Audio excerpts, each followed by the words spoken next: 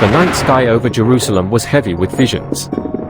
The prophet Zechariah stood trembling, for before his eyes rose 4 terrible horns, glistening like iron spears. They pierced the heavens and cast their shadow over the land, symbols of nations that had crushed God's people and scattered them to the wind. Their presence filled the air with dread, their voices like thunder rolling through the valleys. But suddenly, the ground shook. From the east, west, north, and south, came 4 figures unlike any Zechariah had ever seen, blacksmiths of heaven, forged by the hand of God himself. Their footsteps were like hammer strikes, their eyes burned with divine fire, and in their hands they carried weapons not made by human hands.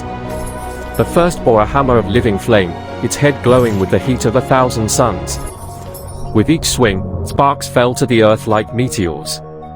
The second held a chisel of lightning, splitting stone and metal alike, carving paths where no force could stand. The third wielded tongs made of starlight, able to seize and twist even the strongest horn of iron. The fourth raised a great anvil upon his shoulders, glowing with heavenly runes, where the judgments of God would be hammered into reality. The horns roared in defiance, their massive shadows riding like beasts. They lifted themselves high, goring the air as if to strike down the people once more. But the blacksmiths did not flinch. With a cry that shook the heavens, they advanced. The blacksmith of fire swung his hammer, and flames erupted across the sky, melting one horn into rivers of molten ash. The blacksmith of lightning struck another, and thunder split the air as the horn shattered into fragments that fell like hail upon the earth. The blacksmith of starlight seized the third, twisting it until it screamed like a dying beast, breaking its strength forever. And upon the anvil of heaven, the fourth laid the last horn, raising his hammer high.